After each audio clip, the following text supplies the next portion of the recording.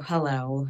Welcome to the first episode of Becoming Together, where I to give more of an unfiltered, raw look inside the navigating of this messy middle of millennialhood and life and business and all of the things.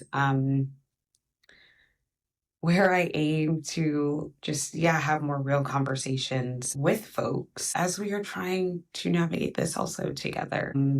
I told myself that I today was going to just put something out there. And it's because I've been wanting to do this for a long time. And the preview was in the fall of 2024, where I created my YouTube video and had all of these ideas, and I bought the mic and I have the ring lights and all the things. And I did one.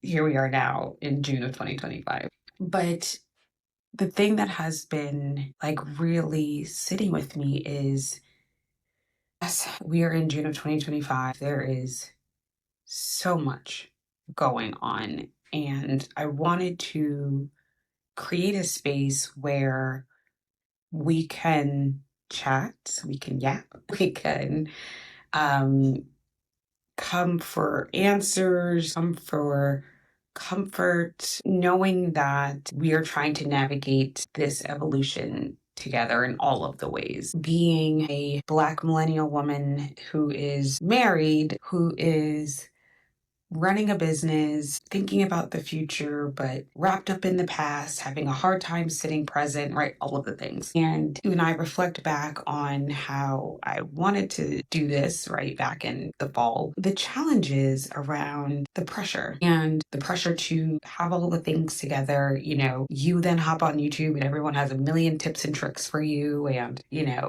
wanting to monetize and grow and all of the things. And then it's just really messes with your head. And then you're like, well, screw the video component, just do the audio. And then it's like, well, where does this live? How do I make a podcast? All the things. And then as the business owner, right, a solopreneur, it's also the reality of I got to do the thing that makes me money now, despite knowing that time and time and time again, folks tell me Chrissy, you have a way with words. You got to keep speaking. You got to use your marketing. There's something about your voice and all of the things. It just becomes overwhelming. Couple that with the undiagnosed ADHD, where I get really excited. I get that dopamine hit of yes, I'm going to do this thing. I have this really great idea.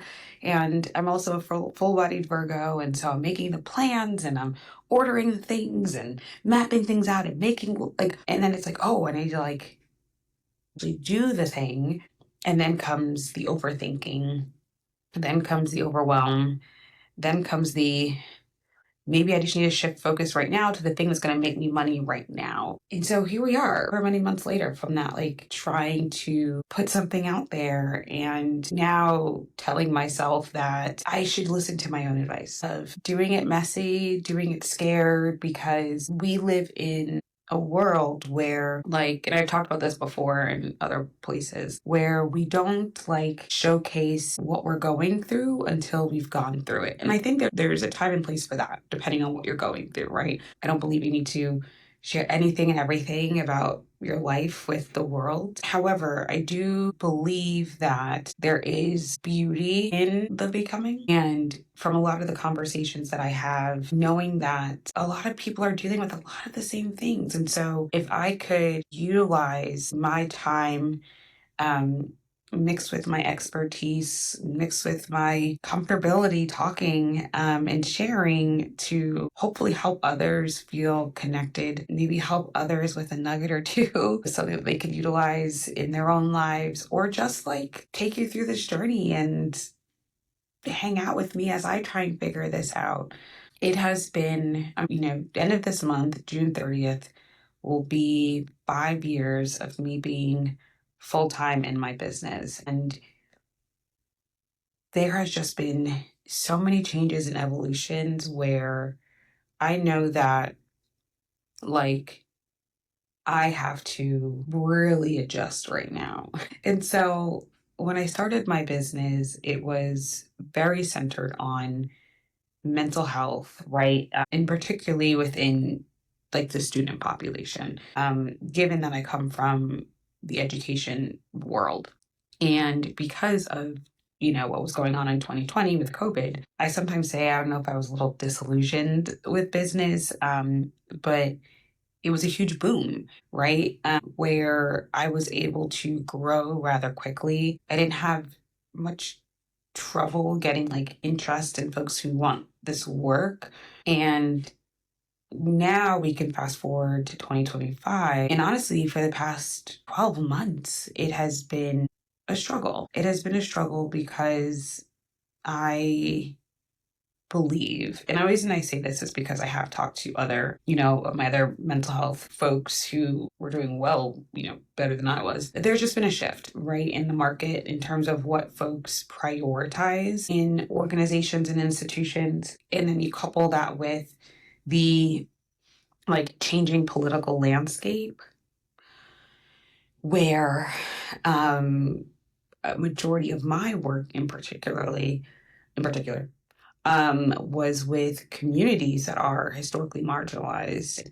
Now, where 90%, 90% of my clients and in organizations are on the chopping block where they don't know if they themselves are going to have a job, let alone if they even have a budget for my kind of work. It has just been really, really difficult for the past 12 months. However, I have used this opportunity and I'm really trying to lean into it now, given this, to say, well, if that well is drying up, how can I make sure, I don't know if it's make sure, how can I use this opportunity to evolve my work into what like I enjoy and is natural to me?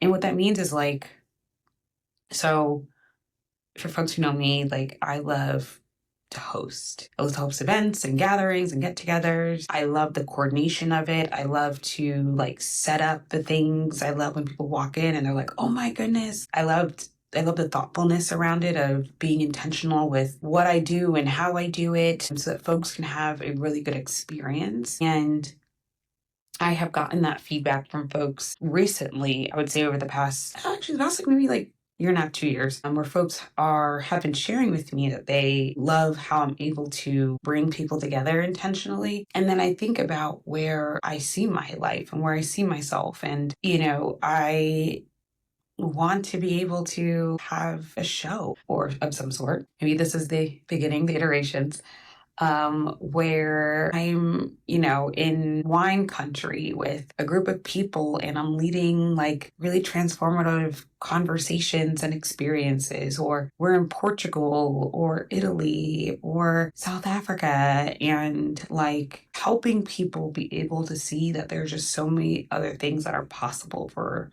themselves, helping folks to not feel so boxed in and limited, and helping to navigate them through what's next. And that still ties into my work. And I think when I do like a lot of my keynotes and presentations, yes, people are impressed with the knowledge that I'm sharing. But I recognize, and this comes from the feedback that they've told me, is like just how they feel in that space. And that's what they walk away with. I had someone who is an assistant dean at the University of Michigan telling me that, like, we had met at a conference. She was in my session 2 years ago, and she was like, I don't remember anything from that conference but your session because of how you made me feel. And given it was a room of like 85 people, right? But she still felt seen and heard. And so if I'm circling back here, like knowing that there is this shift that was unforeseen, that with the way that my business had been structured and going, coupled with like trying to use this opportunity to dive into like what I just like naturally enjoy and what people naturally gravitate to with me, it's lending itself to this as part of it. I always, it's easy, for example, for me to show up in my stories and to chit chat in my stories with folks. And I'm like, well, why don't I take these conversations outside of a place that goes away in 24 hours?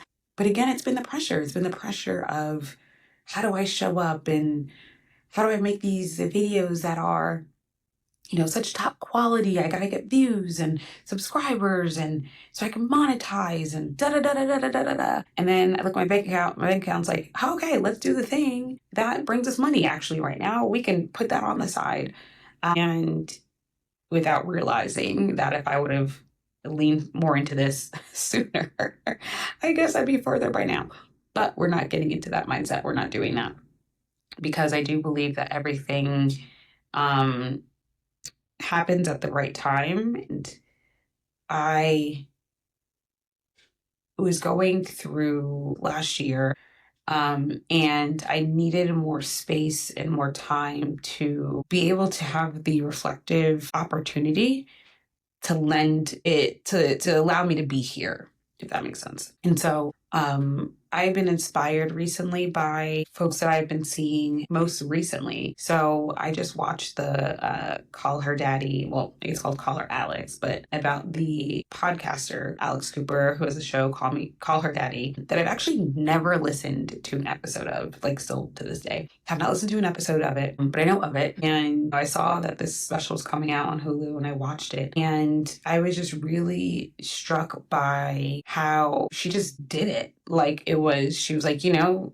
one's talking about this, or let me just pick up my camera and record this thing, and just start talking, and how it's allowed her develop a really strong community grow, right? And then I think about how I think it's Scott Evans. I think he has House Guest, and also very obsessed with that because I love the concept of, having people over and just having these like conversations that we're all having with our friends, or maybe we're not having and we want to have with other people, but in this like setting that is more relaxed and fun. So I love him. I loved the Meghan Markle show as well, where she was inviting people over. And I can go on, right? And then most recently, I talked about this in my newsletter and on Threads, that when I went to the Cowboy Carter concert with Beyonce's concert, I was just enamored by the fact that like she has just been so consistent and so excellent for so many years. And for me, it like lit a fire of like, yo, just do it. Just do it. All of these things together are swirling in my head. And I'm like, why are you not doing it? Why are you not doing the thing? And I know it. I know it's the mindset piece. I know it's the fear. I hate when people are like, oh, it's like a fear of success. Baby, if you are coming from backgrounds that I come from, I am not afraid of success. I am afraid of the thing not taking off and not making money, if I'm being real. This is what I don't have a 9 to 5. Like my business is my job. Right? And so it's that fear of investing time and energy into something and it not working out.